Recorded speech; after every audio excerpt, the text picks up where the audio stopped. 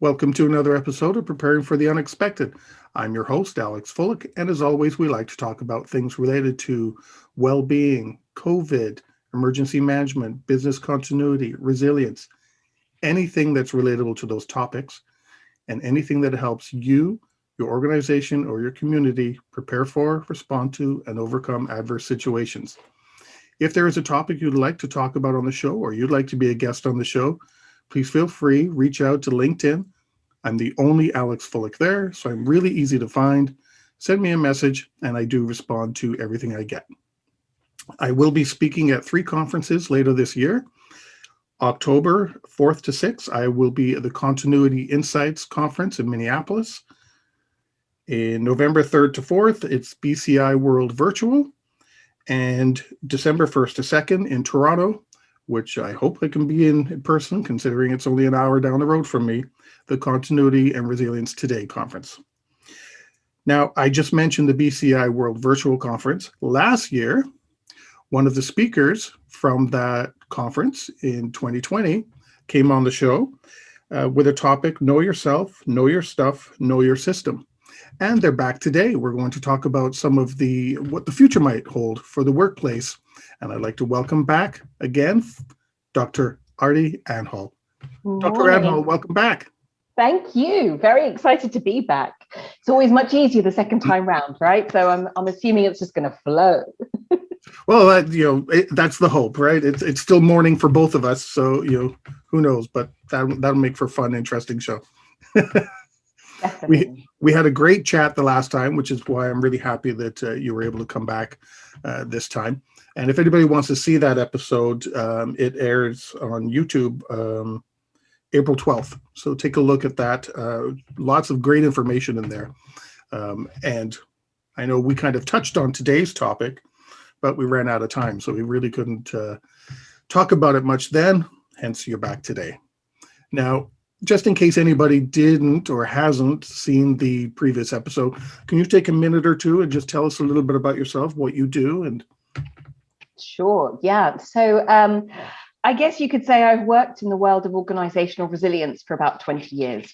So I spent the first 17 years of that career, 2000 to 2017, helping organizations to think about all the things that could go wrong, all the things they would need to put in place to mitigate any threats or any risks, prevent any incidents, and then, of course, what capabilities they needed in their people and their plans and their processes to respond to incidents, crises, just the unexpected, handily titled for your show. And in 2017, I guess I kind of took a step back and I thought, okay, this is great. We're all about process and we're all about plans and we're all about frameworks, but where are we bringing the human aspects to what it really takes to deliver an effective crisis response? And then I took a further step back and said, hey, it's not just in the operational risk and resilience space that we're not thinking about the power of the human being.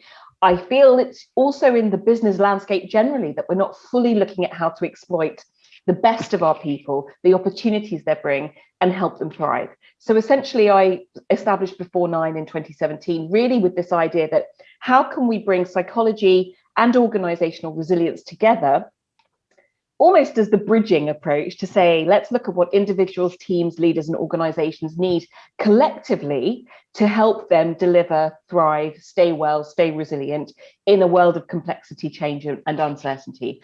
And I guess COVID-19 has been the biggest test case of that approach. So it's great to be back here because I think every month we learn something new. And particularly since the last time I spoke to you, I think probably 6 months ago, we've learned even more. Yeah, things are continually changing. And it's interesting that you said, the human aspects. When you talk with a lot of organizational leadership and you see vision and mission statements and, what their priorities are, it's always people. Well, people are our greatest asset or our greatest component or something along that lines. And yet then they focus on the plans and the responses, and then the human aspect tends to get forgotten about. But yet it's the human aspect that's supposed to be the top priority. So absolutely. Yeah. And I think that, what we'll see as we go forward out of this pandemic, when it finally kind of turns into business as usual, because ultimately we're going to be living with coronavirus, aren't we? It's going to be transitioning into a BAU or a new normal, whatever we call it, once we've come out of these significant waves, is how quickly do organizations forget what they've learned about the importance of their people during this time. And I think that's why the discussion we're going to have today around, well, what have we learned and how do we frame that in the context of how to bring out the best of our people going forward in the workplace in terms of where they work, when they work, how they work, I think is so important. Well, let's jump into that, and let's start with from the employee's perspective. What are the challenges facing employees with the current work environments? Working at home. What are the negative aspects, and are there any positive aspects? I think it's been really interesting, isn't it? Because when we think about more than 12 months ago being forced into our homes to work, biggest agile transformation project with the switch of a button. We knew there was a need. We knew there was no other choice. We just kind of got on with it. And I think we took with us all of our perceptions and understanding of what it means to work and how we work, 9 to 5, meetings, the importance of meetings, emails, the importance of emails. And then we kind of shoehorned that into living at home in a crisis, homeschooling, looking after children, caring for the elderly, etc. I think what we now recognize is that, there's a yin and yang to that, and there were pros and cons. And I think when we look at the pros, I think people have definitely appreciated having a greater level of flexibility in terms of choosing when they log on and when they don't. I think people have enjoyed having more time with their children. Absolutely. Definitely. I have a neighbor, and I've mentioned this a couple of times with different guests. I have a neighbor, he has some young children, and he used to have to get up early, kind of like me, 4 a.m., 2 hours travel into Toronto, 2 hours back, driving and GO trains and, different commuting methods and walking a few blocks and everything. Now he gets to spend more time with his children. And he said, he's come right out and said, I am not going back to the office. There's no way. He goes, I usually only got to see them for an hour or two when I got home after work. They're at such a young age. Now I get to see them when they wake up. I get to have breakfast with them, lunch. As soon as I finish the workday, I get to go and play with them. He goes, there's no way I'm going to stop this again. And I think, absolutely, we've seen the same here in the UK. People who used to be getting on business flight after business flight or train after train are now saying, look, I've had chance to reconsider what my priorities are. I've learned that actually I have a desire for greater focus on my balance. I think when we couple in with that, some of the other pros, which are, yes, I have choice. There's a greater perception of choice around working from home. But I think what's been really interesting is that actually what we've recognized is that greater choice has actually blurred the lines for a lot of people. So I don't know what it's like in the US, but in the UK, definitely working hours have got longer. Because the commute has disappeared. Actually, the commute was, at the time, we thought a chore, but now people realized it was a getting yourself into your daytime and a decompression from your daytime. Now people have replaced those hours of commute on either side of their day with more work and more time in front of the computer. I think, obviously, we've recognized that there's been a whole load of fatigue from being on Zoom and also being just generally on back-to-back meetings and what that requires of us digitally in terms of presence and engagement and what it does to our brains. And actually, the number one challenge I now see with organizations and what they're asking us to support them with is kind of reimagining what work-life boundaries are going to look like in the future. Because actually, this process has shown us we can work very productively and very effectively from home, but we haven't necessarily been able to create the boundaries. And let's be honest, we've been locked down. There hasn't been somewhere to go to then enable us to log off at 5:30 and say there's a physical separation from my day job. So I think there's a lot that people have recognized works for them, but I think that there are really interesting signs around what hasn't worked. And I think we need to address those as we move forward and we plan how we're going to work in the future. I think some people have also realized that you don't have to have a meeting for everything. Have 20 people on a Zoom call. If one person has a question, it can just be addressed through email. You don't have to have all these big meetings in a boardroom or on a Zoom call anymore.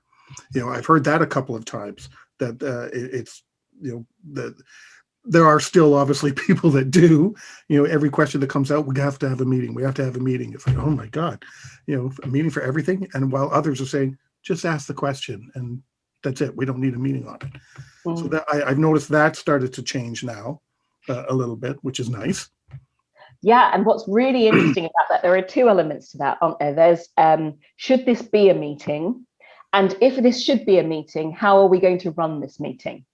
And the first part, should this be a meeting? I think absolutely. And I think this is, as we go forward and we start seeing people working in a hybrid environment, the work we're doing with managers and teams is to say, look, we need to start categorizing the kinds of meetings we have so we understand what is the purpose of this meeting. Is it a social meeting? Is it a brainstorm meeting? Is it an action planning meeting? Almost classifying meeting types and agreeing a way of doing that so that we know very clearly what's intended from this meeting that we have. But then there's also the pacing of these meetings. And Microsoft's Human Lab came out with some really interesting research. I mean, granted, it was a very small number of participants, but it's nonetheless fascinating about what happens to the human brain when we go from 30-minute meetings 4 times back to back. 30, 30, 30, 30. And they got the people to wear kind of brain monitoring equipment, and they measured brain pattern and activity versus those that did a 30-minute meeting, a 10-minute break, 30-minute meeting, 10-minute break over that sequence of 4. And the colors and the difference in heat in the brain patterning showed that actually we were able to be more focused, had a cooler brain, were less stressed when we had those breaks versus going from back to back. So I think, what's been really interesting is that this time has forced us to actually address the how we work piece as a result of where we're working. And I think that's really important because I think we have traditionally got these perceptions around how we should work, who needs to be in the room, how we run a meeting. Can it be a 15-minute kind of agenda item, one item kind of discussion? Yeah. Can it be an email? And I think that's the other thing we're seeing now as we move forward. It's this idea of synchronous time versus asynchronous time. The times when we're all going to be working together and how are we going to use that and what are we going to use it for versus the time when actually we're going to be separated, managing our own time. How do we use that for focused work and deep work? And I think that's the challenge that now falls on managers, our friendly jam sandwich in between the workforce and the senior leaders, to say how are we going to help them bring that to life, these new ways of how.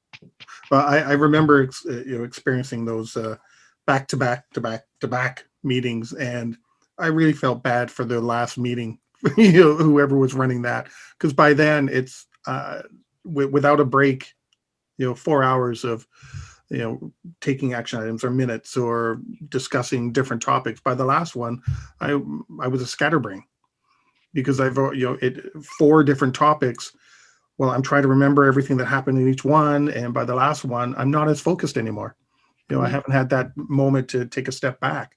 So it'd be very interesting if we don't have to do that. How much more productive I can actually be.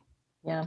And that leads into maybe the third part then. There's, does this need to be a meeting? What's the pacing of these meetings? And then actually maybe the third part is, what are the other ways of having this meeting? And I think that's where a lot of big organizations in the UK have started, color coding different types of meetings to say, this should be a video call, or this could be a phone call, or you can dial into this meeting, or you can take this as a walking meeting. And I'm as guilty of this as anyone else.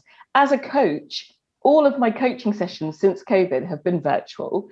And I almost by default, unthinkingly assumed, right, they need to be video on, audio on through the screen.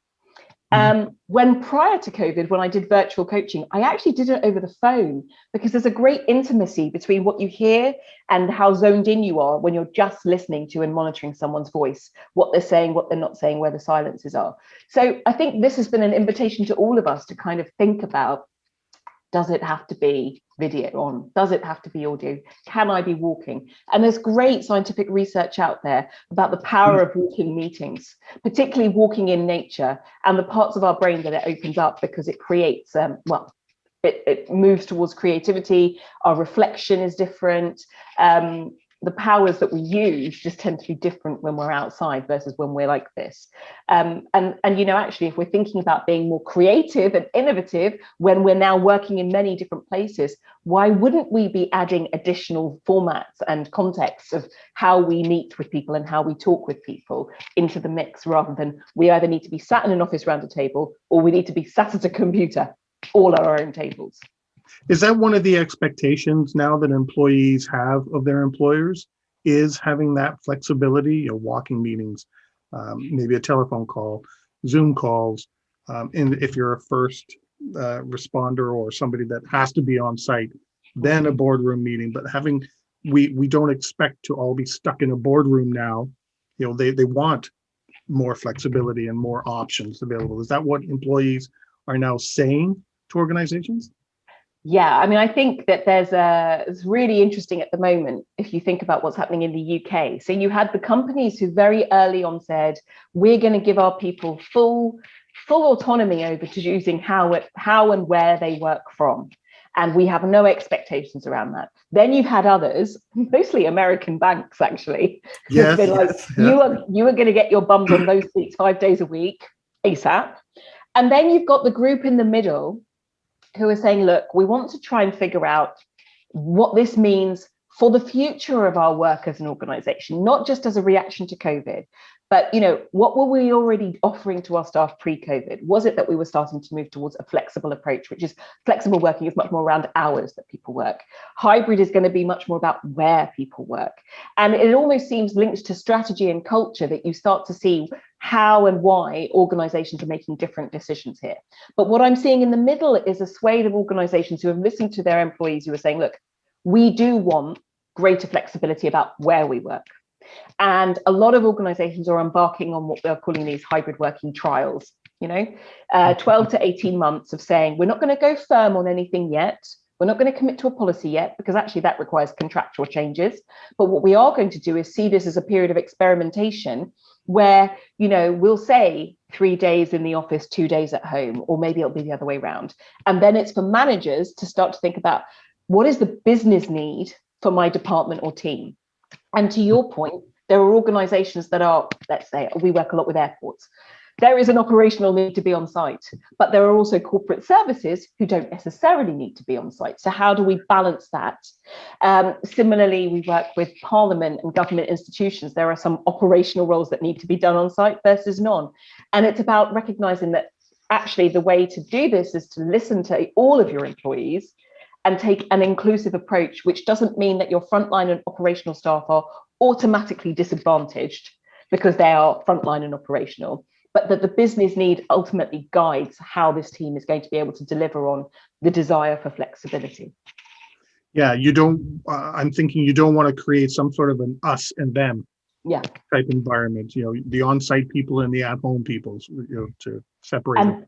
And the reason we mustn't do that is because actually that would continue to perpetuate something that we've already seen in the UK, which is that actually for the number of people who were furloughed, at home, being paid a certain wage because their role was no longer able to be delivered during the pandemic, then those that were operational frontline needed, then the people who were just working all the way through as corporate services. There's already a little bit of us and them between all of them, because the people who've been on site operational, like, oh, those furloughed people have been on holiday. Those furloughed people have not been on holiday. Actually, having some meaning and purpose in your life is really important to your well-being. And if you don't know what to do for the day, or you don't know how to use your time, and you don't know whether you're going to have a job to come back to, it's not a holiday at all. But there has been a lot there that means you're absolutely right. What we need to be able to do is to bring our workforces back together to then have this discussion in an inclusive and cohesive way. Yeah, and I think that's a perfect spot to end our first segment. We are talking about the future of our workplace and the opportunities it provides us. And we are talking today with Dr. Aarti Anhal. We'll be right back.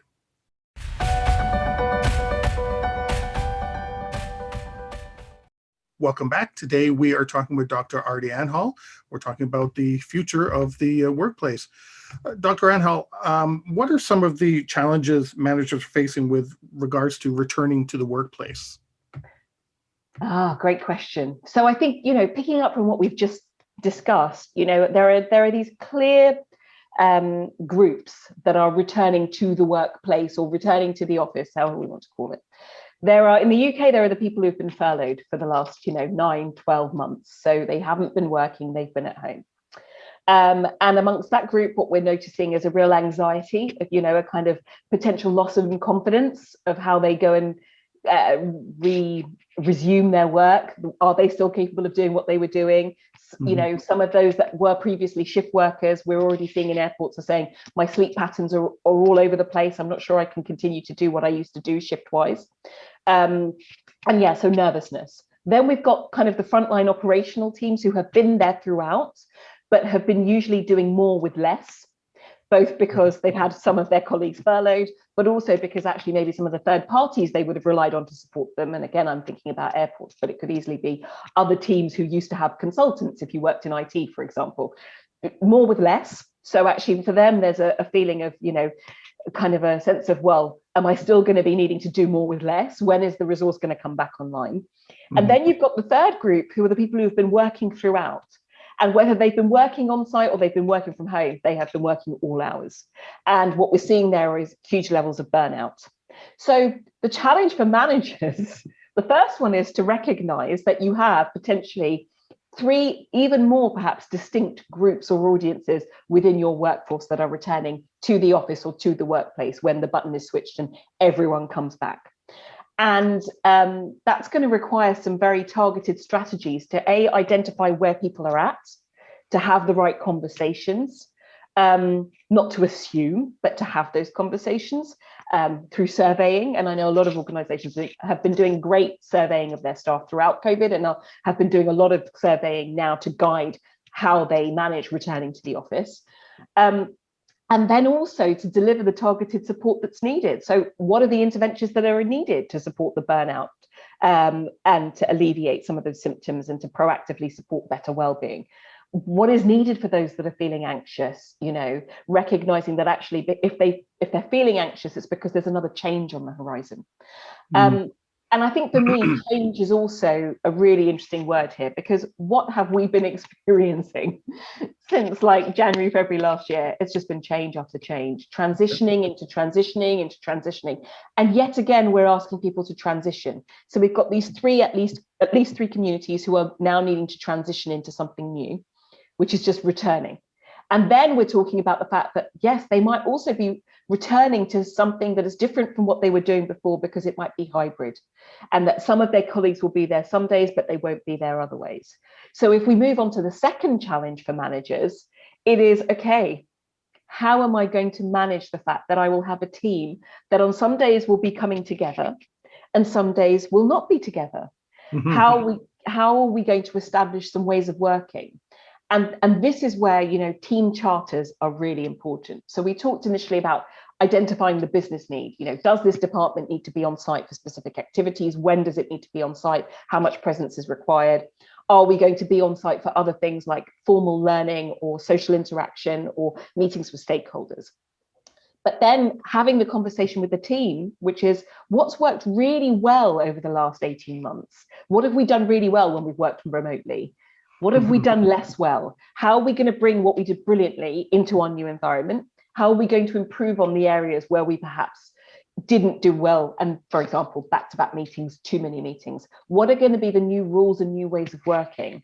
And how do we turn that into almost a team charter, which is this team will agree to work in these ways. We will use these communications channels. Teams chats will be for these types of messages. Emails will be for these types of correspondence. We will have set types of meetings, and some of those will be on site.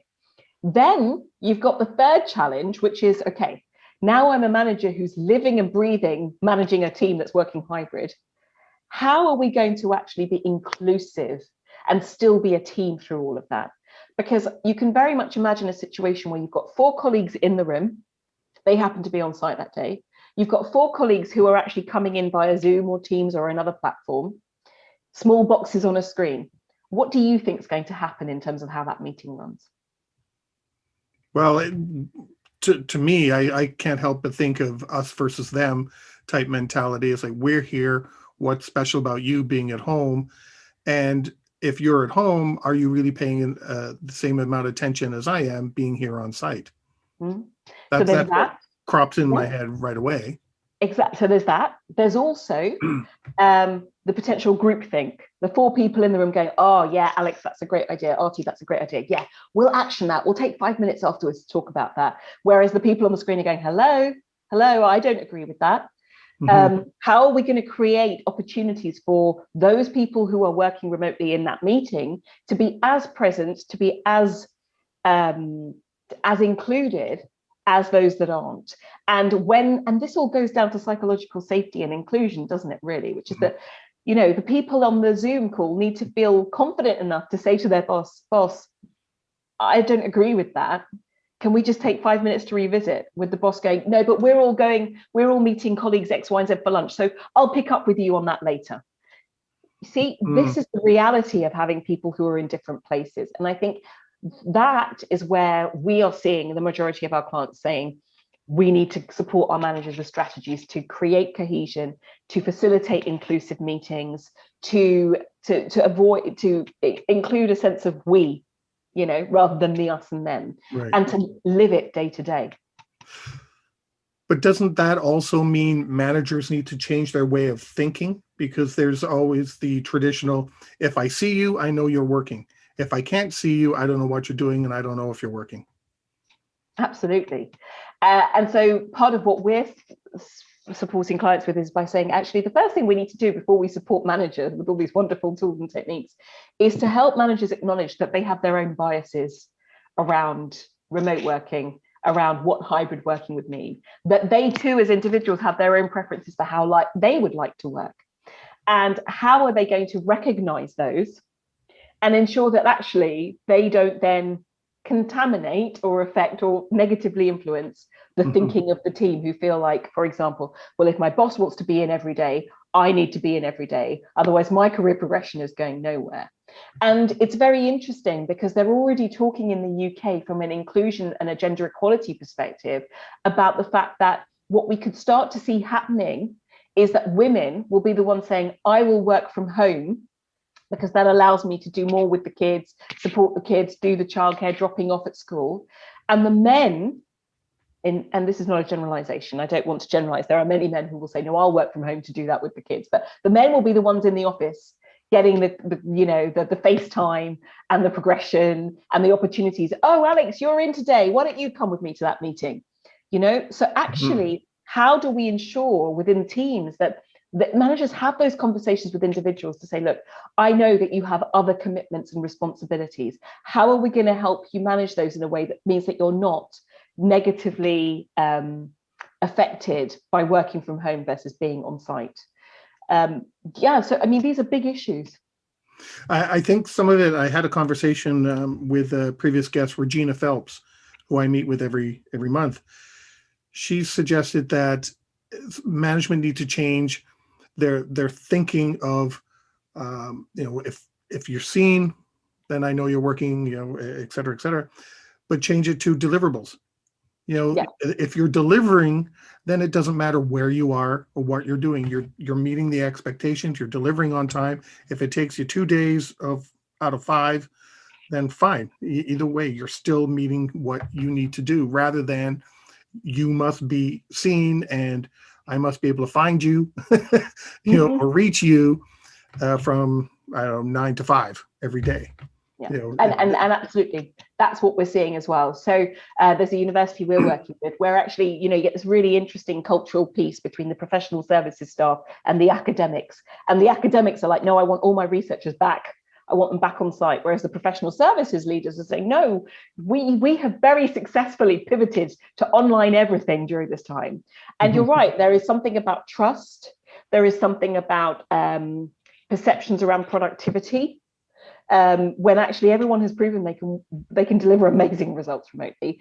And thirdly, absolutely, a lot of what we're doing is helping managers shift the mindset from task-based to outcomes-based, exactly as you just said. And that is an inherent part. And that's why actually when we talk about the future of work, we talk about reimagining it, this is the kind of stuff we hopefully would have got to eventually. We were already on this trajectory, right, of recognizing that we should be outcomes focused, not task focused, that we should be, how we work rather than where we work is important. Now we're actually getting the opportunity have fast-tracked that thinking. You talked about career path.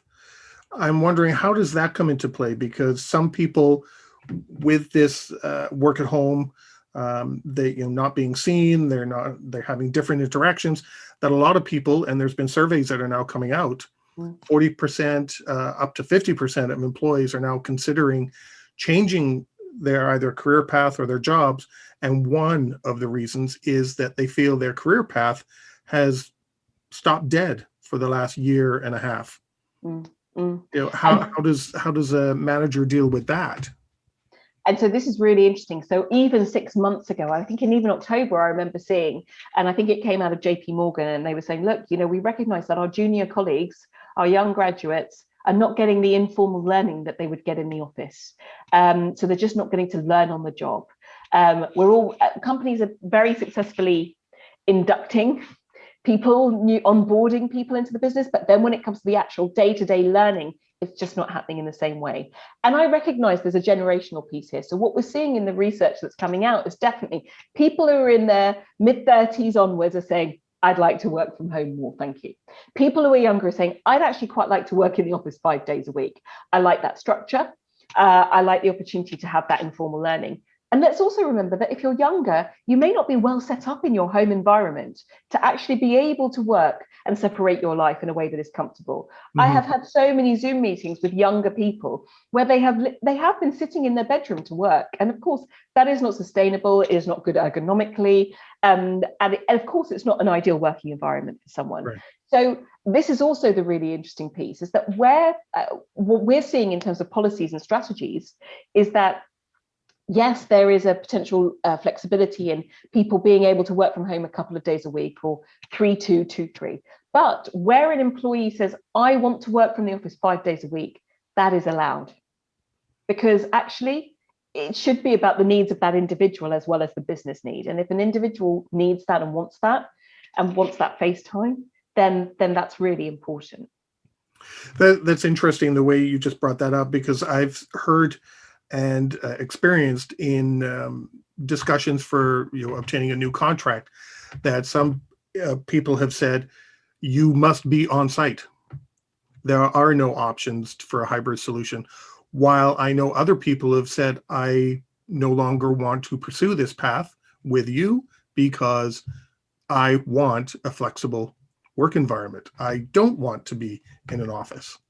And I'm hearing both, and have experienced both of those situations. And sometimes I think, managers or leadership, whoever it is I'm talking to, you've got the old way of thinking. Have you actually learned anything from COVID? And what's changing? I mean, you could look at that in both ways, right? So you could see that the leaders have been in a comfort zone for many, many years and want to return to that comfort zone. You could also look at it as people have become very comfortable being at home, working from home, not doing the commute, and the office is being viewed as the enemy. Oh my God. And that's also a form of comfort zone that people have fallen into, which is that they've fallen out of the habit of recognizing or feeling the need to be pushed back into a place where actually great things happen. So let's not underestimate how brilliant the office is. And actually what we're seeing is a lot of organizations saying, look, we have real estate, we're just going to repurpose it. We recognize that the way people work is changing. It will not be banks of desks. There will be more social areas. There will be quiet spaces for deep work. It will be much more about creating the environment where people want to be. And if you think about it, the tech companies did this how many years ago? When did we first start hearing about beanbags and ping pong tables and all the rest of it? Why was that? Because they wanted people to want to be in the office. So I actually think that there are two things here. There's one thing for the organization to say, we want you to be back in the office for however many days or full time. But there's also then a responsibility on them to make that office a brilliant place to be. Yeah. And I think on that note, we're going to take our second break. We are talking about the future of our offices and the workplace with Dr. Aarti Anhal, and we'll be right back.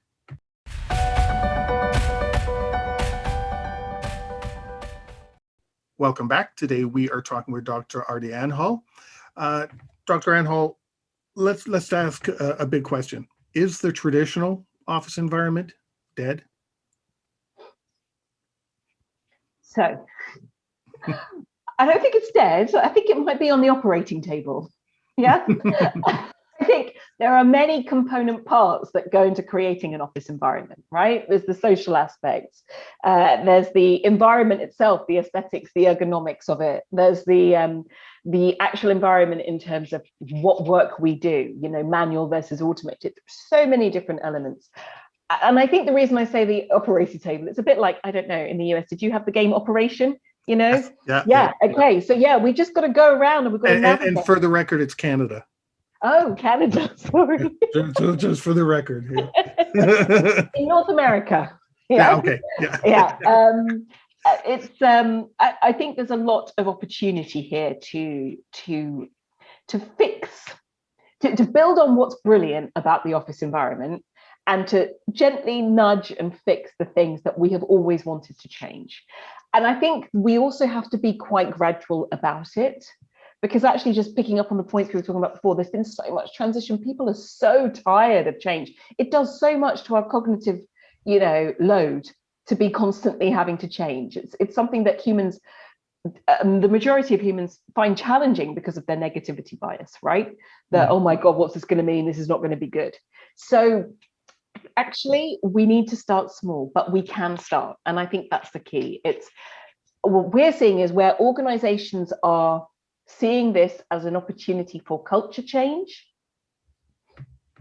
They are actually seeing it as a transformation project, and they are managing it as a transformation project. And, you know, transformation in the business sense, not digital, but a transformation that is going to require top leadership and sponsorship, you know, really clear communications, clear guiding principles around how this transformation should take place, the way in which the transformation is going to be delivered in line with the organization's values, really seeing it tied to this organization's DNA, basically, and seeing it as part of the future.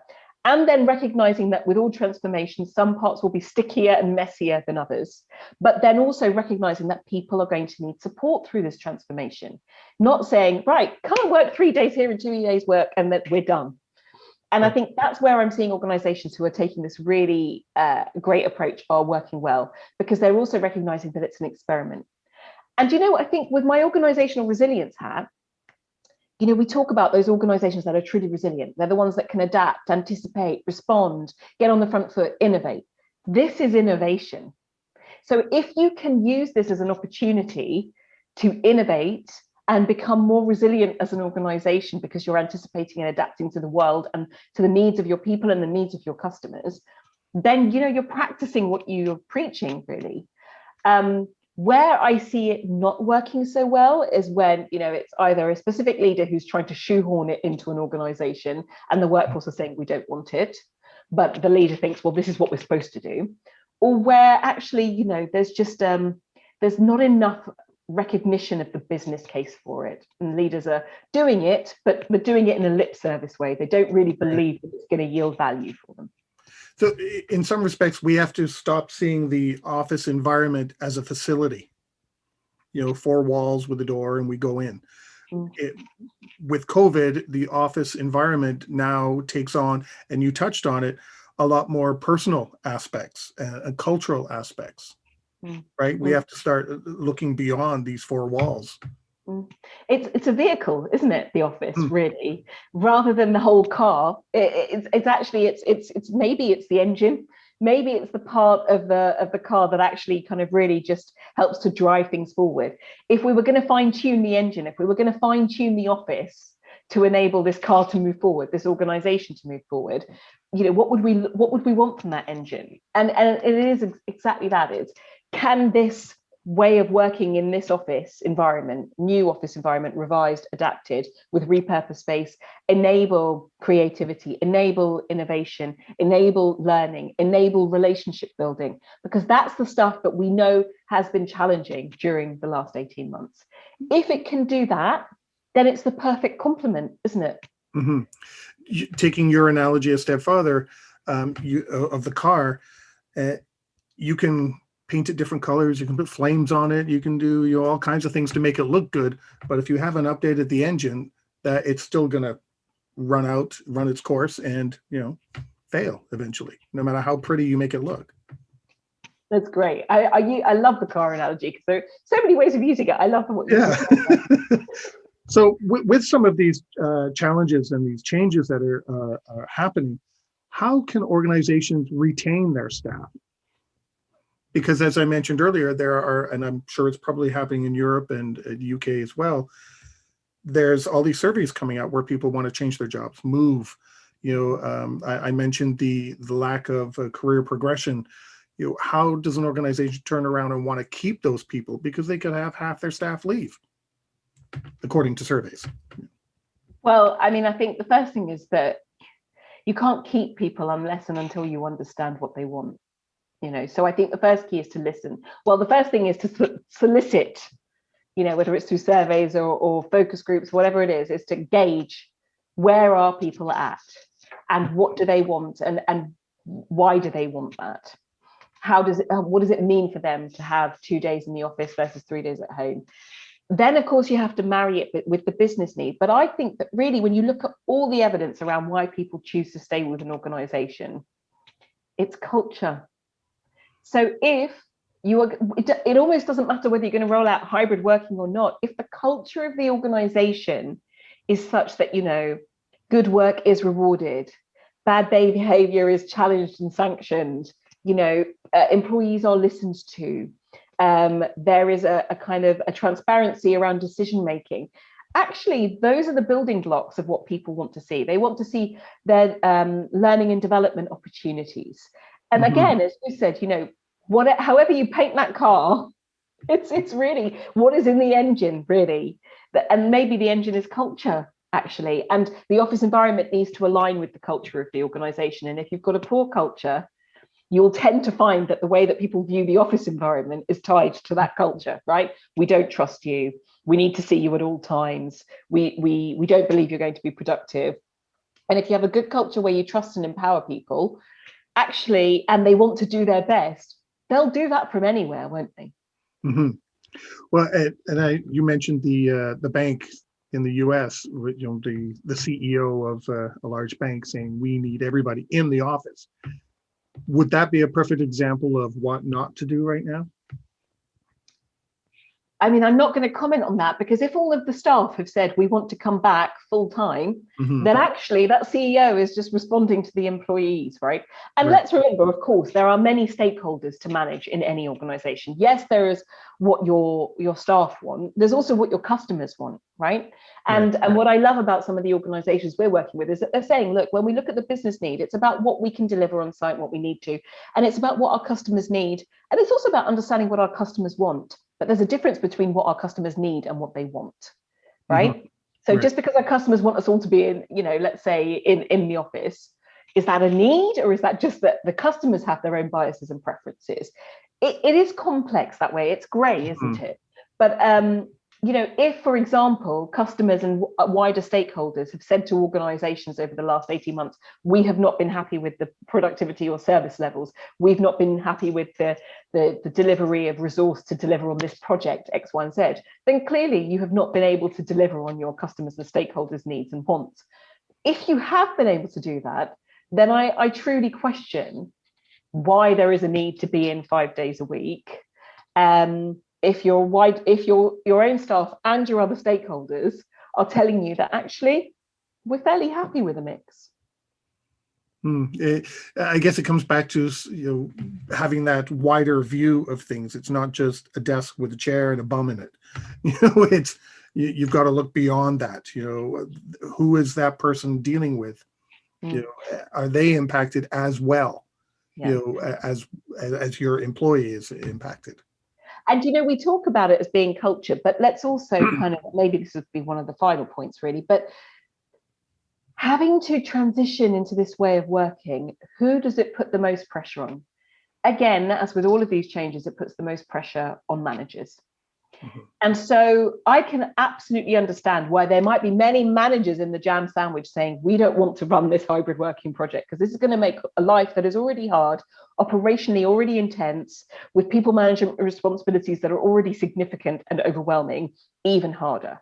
So we should absolutely listen to that demographic. But the key there is for the organization to say, we're going to equip you with strategies and tools and support. We're going to give you guides, how to have the conversations, how to run the inclusive meeting, how to allocate different tasks based on an outcomes focused rather than tasks. If you can support your managers, then your managers also will start to see the benefits in it. And I wonder whether in some organizations, the reticence to do this is the reticence to do the hard work, because there is hard work involved. Mm-hmm. So it's much easier to go back to, we don't want our managers to change. We don't want our line management responsibilities to change. We don't want to have to change anything about how we work. Let's stick to what we do. Who would kind of lead those discussions and change? Because we talk about the employees and what they want, management, possibly having to change their thinking, and leadership who also have to change their thinking as well. Who kind of leads that? Who initiates, hey, we've got to start looking at this. Who stands up and runs that? Because you said, it can be quite a big project or a program or initiative, whatever word you want to use. Yeah. So steps in. So, and what we're seeing here in the UK, at least, is that absolutely it's a work stream, and it's bringing together a lot of subject matter experts. And typically we're seeing people being represented, so people in culture or HR. We're seeing space, so facilities management being represented. We're seeing technology being represented, and then we're seeing health and safety being involved. Mm-hmm. So we're tending to see at least those four. Because it's all interdependent, right? If you're going to say that you're going to have some people on site some days, but not on others, facilities management need to understand how that's going to work, given the health and safety implications of bringing people back to work safely when there are still potentially distancing requirements. The people part's really important because it's going to potentially impact contracts in the future. But right now it's about developing people to be able to support this change. And ideally, you want leaders plus a chief transformation officer or a head of culture change, someone who really gets that this is a transformation project, to take a grip of actually the project and program management piece. Right. Well, we're coming to the end of the show. Do you have any final thoughts on this? Anything you'd like to convey that maybe we didn't touch on yet? I mean, I think the only thing I would say, and this is just bringing it back to kind of maybe my positive psychology hat, is that, we're very good at taking a deficit or a threat-based or a weakness-based approach to how we think through things. And I think if we were taking the strengths-based approach, it would be to say, let's focus on what's working, what's worked well, what is right, and actually, how do we bring all of the things that have been great about the last 18 months in our working experience into this new reality and build on it and reinforce that stuff. Through that, the gaps will fall out, the weaknesses and the risks will come through, sure, and we can then focus on them. But I just think that, there is a huge opportunity here, and it will require work and it will require hard thinking. But I do think that you will end up with the retention and engagement and productivity levels. And let's be honest, you will attract new talent if you get this right, And you may improve, if you are including people in this building process going forward, a new building process, and changing the way things are being done, and you're changing your thinking, you could get people more empowered, more engaged, and become more productive. And you could be, make your company going up rather than, wherever it may be now. Yeah. And I think it's because of that, it's the ability to practice transformation and innovation through this process that is part of that, right? Because if we can learn how to do transformation and innovation well, then that's something we can look to repeat as we need to, as the market changes, as we face sudden disruptions, as we go through that whole resilience landscape, because who knows what the next big significant event is going to be. Exactly. And I was just going to say that, and that's all a part of, the organizational resilience or the operational resilience mindset that a lot of organizations are now taking on. So here's the opportunity given to you. Take it and run. You've got the opportunity to learn, right here. You don't have to sit in a boardroom. Oh, how do we do this? You've got all the pieces right in front of you right now. Yeah. And I would say it's try, it's fail, and it's learn. Yeah. Well, on that note, we've come to the end of our show. We have been talking with Dr. Aarti Anhal. Dr. Anhal, another great chat. I really enjoyed talking with you because it's obvious you're very passionate about this. And I also like talking about, the people aspects, which is fantastic. And I really enjoyed today's discussion. Thanks very much for having me. And to everybody paying attention and watching and listening to us today, stay prepared, everybody.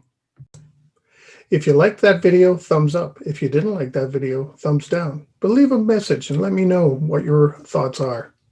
If you'd like to be a guest on the show to talk about something related to business continuity, disaster management, COVID, personal well-being, anything that's relatable to those subjects, you can reach me through my LinkedIn profile, which is in the video description. And of course, don't forget to subscribe. In the meantime, stay prepared, everybody.